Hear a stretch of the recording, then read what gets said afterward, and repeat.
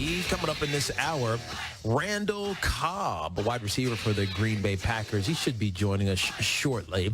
I know they just finished practice, so he may be delayed, but we'll get to it eventually. Then we're going to have a conversation about Hard Knocks before we get to Duke Johnson, who's a running back for the Cleveland Browns, obviously of the U as well. They got a crowded backfield, and who knows where he slots in, but he is a very accomplished wide receiver out of the backfield, kind of like I was early in my career. And I looked at his size. He's like exactly the same size as I was, 5'9", about 208, 210. We could have a Tiki Barber-like career. That'd be good, right? D-Cell would like that for a former U guy. You'd like that. Before we get to Randall Cobb, though, we keep hearing these reports coming out of Ohio State that Urban Meyer, his job is basically on the line right now. And the Board of Trustees are reviewing the facts of an investigation that they put together around the Zach Smith situation. And they did a bunch of interviews. They did a bunch of discovery around text messaging and emails. And I don't know if it was ever clarified whether or not they actually talked to Courtney Smith or not. But there's so many things, there's so many uncertainties in this situation. At least, I mean, the most important one, and I saw this in a blurb that popped onto my phone, that Urban Meyer was seen entering the facility where the Board of Trustees was meeting, and I guess that's a good sign if you're Ohio State fans, or I don't know if it's a bad sign if you're Ohio State fans. If they're going to make this decision to keep him around, I'm not sure that he'd necessarily need to be there. If they were going to fire him, you'd think they were going to do it in face-to-face as opposed to putting out a statement and Urban Meyer being surprised by it. But this is the most interesting thing of the day. We would have led with it, but we talked about it yesterday, and right now we're still kind of in limbo. We should find out by the end of the day what decision they come to. And as we talked about yesterday, me and BT, there's really three things that could potentially happen. One, he gets fired. Two, he gets suspended for some amount of time, or he gets a time served, a suspension, which is basically nothing. And then he's ready to play or ready to coach week one of the college football season. And that would just feel like, I don't know, they change the direction of or change the conversation and let him get away with whatever this is we think he's getting away with. I don't know how to even talk about this until we have a conversation to what happens, but Urban Meyer, his decision will come down sooner rather than later. I think it better be more than a short suspension or a time served suspension, simply because he didn't manage his employees. At the end of the day, I know he's supposed to be focused on football, and I know that's what he always does. I focus on football. I focus on football. I focus on football. That's why he is so good. It's why Ohio State has been so good. It's why Florida was so good when he was there. He focuses on football. But at the end of the day, your job as a head coach is also part administrative. It's not just winning football games. It's administrative, especially when you're at a university and there are impressionable kids around you and a larger program to care about. So we'll keep an eye on that. If it comes down before our show is over, we'll be prepared to talk about it. But the fate of Urban Meyer hangs in the balance as the Board of Trustees is currently still meeting, I believe. No decision has been handed down. But now on the phone, we're joined by Randall Cobb, wide receiver for the Green Bay Packers. And we already did our Tiki and Tierney two-a-days, so we don't need to introduce that. But Randall, thanks for joining us, man. How you doing? I'm doing great, man. Thank you again for having me. Hey, man, it's awesome to chat with you. You're becoming one of the guys that's been around Green Bay for a while, so you've seen all the ins and outs and the changes and the good and the bad. And it was a big change this offseason, Randall. You know it. We all know it. Aaron Rodgers talked about it. Jordy Nelson being let go. How did that affect you guys emotionally? Because it felt like he was one of those guys. He would just stay there forever. He's Aaron's guy, and until he didn't want to do it anymore, he'd be there. Exactly. You know, it's always very tough when you lose good friends. Yeah. You know, he spent his entire career here, And you just, when you look at Jordy, he embodies what it means to be a Green Bay Packer. I mean, just the type of teammate that he was, the player that he was. We talk about the Packer way, and he embodied that in every aspect of the game and off the field. And it's always tough to see that happen, but I think it just brings it back to the realization that, we're still playing in a business, regardless, at the end of the day, anything can happen. Yeah, no, you're right. You think he still's got a little bit left, and now he's obviously in Oakland, and the expectation is that he'll be a great asset for Derek Carr. How much does he have left? Oh, he still has a lot left. He has a whole lot left, and I'm excited. Actually, we're going out there this week preseason game to see him play, but. Yep. I think one of the things that really makes Jordy special is that he's like a coach on the field.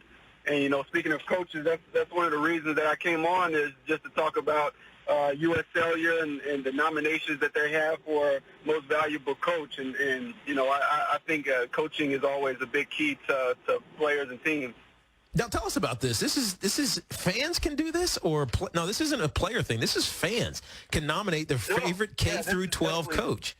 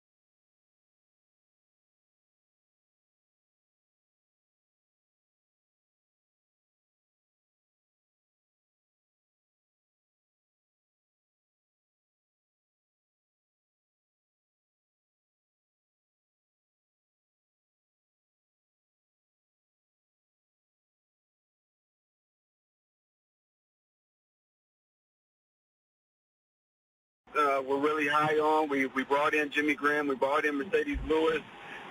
There's a lot of new key pieces that's going to be very integral to our offense this year that we have to get up to speed. So it's obviously been some growing pains through the off season and through preseason so far, but that's part of it. And I think that what you heard Aaron say in that moment, it was a challenge to the young guys that I think they've responded really well. You see the way that they're really embracing that challenge and really taking it in and getting better every day. Yeah, what's Joe Philbin like for you? I know he was there before, but that was pre your time there. New offensive coordinator, Joe Philbin. Have things changed? I think he's going to be great for us. Joe was he was in Green Bay my rookie year. Oh, gotcha. Taking the head coaching job with the Dolphins, but he's great. The way that he commands the room and in our offensive meetings and just the communications between coaches and players.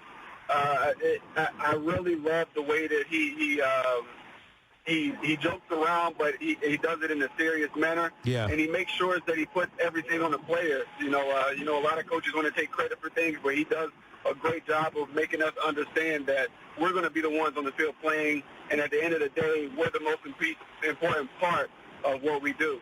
Randall Cobb, wide receiver for the Green Bay Packers, joins us. Now, I got to get real with you for a second, Randall, because I know you've seen this new rule that's been adopted into the National Football League. I'm not talking about the helmet rule. We all know about that one. It's a pain in the butt to adjudicate. But I want to call it the A-Raj. That is the Aaron Rodgers rule, that now when you sack a quarterback, you have to lay him gently to the ground. We saw this in the preseason a couple of times. Are quarterbacks becoming non-football players? You can't do anything to them now. Yeah, I mean, that's part of the game. The NFL wants to see points on the board, and when you have great quarterbacks go out of the game, like obviously with Aaron been he missed most of the season this past year. They're trying to do everything they can to protect those guys. The Brady. I still think of the Brady rule.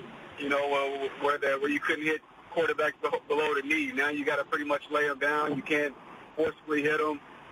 Which I'm fine with, so we can keep a hand on the field. But at the same time, that's the NFL trying to do the best they can to make the game safer. Yeah, no, and you guys are in a division that has a lot of really good quarterbacks. And some people would say that the Minnesota Vikings have become the class of the division. You guys feel like you're still the class of the division because on paper you have the best quarterback? Or is this more of a challenge than it's ever been? I think it's definitely a challenge. The Vikings have been good the last few years. The Lions have always provided a threat for us. The Bears are continuing to get better every year. I think we do have a very tough division, and we always put that on our goal list whenever we talk about chasing a championship. It starts with taking care of your division. And when you have teams that are as dominant as the teams in our division, it makes it very tough. But we kind of feel disrespected about where we stand in the division in some people's minds, but we got a lot of guys that have an underdog mentality, so I think we'll all be fine with that. Randall Cobb joining us here on CBS Sports Radio. Last question for you. Jimmy Graham comes over, free agency. Obviously, he looked great in preseason week one. Now, how important will he be to this offense? You guys got weapons everywhere, especially with the evolution of Devontae Adams and Geronimo Allison, and obviously you're there, run game with Jamal Williams. You guys have a ton of skill position players. What does Jimmy Graham do to this offense? We do. I think he just makes it harder for teams to decide how they're going to play us. Having him and Mercedes and Lance Kendrick, we're able to get in two tight end sets and provide a run and pass that we haven't had in the past. So I think it'll be very interesting to see how teams try to line up and play against us, what packages they bring in, what personnel. And yeah, I think it's definitely going to open up the middle of the field, and I look forward to, being a beneficiary of that. Yeah, right. That's your domain. Randall Cobb teaming up with U.S. Cellular and the Most Valuable Coach program, themostvaluablecoach.com. Nominate your favorite K through 12 coach. I'm not sure you have a K coach, but your little league or big or high school coach you can nominate for at themostvaluablecoach.com. Randall, good luck this season. Good luck this weekend. Stay healthy, and we'll talk to you down the line, my friend. Sounds great. Thank you. Great to hear from you. Likewise, brother. Randall Cobb. They have a really, it feels like an arms race in the National Football League with skill position players. We talk about we've had conversations over the last couple of days about the Cleveland Browns and how good they are with Njoku and Carlos Hyde, and now Josh Gordon back and Jarvis Landry. Other teams, the Giants as well with Saquon. There's a lot of teams that have a lot of really good position players, but given that the Packers have one of the best, not the best quarterback in Aaron Rodgers, their group looks pretty damn impressive. We're going to talk about Hard Knocks on the other side of this break. Got a little bit boring. Maybe they just set us up, a little boring episode.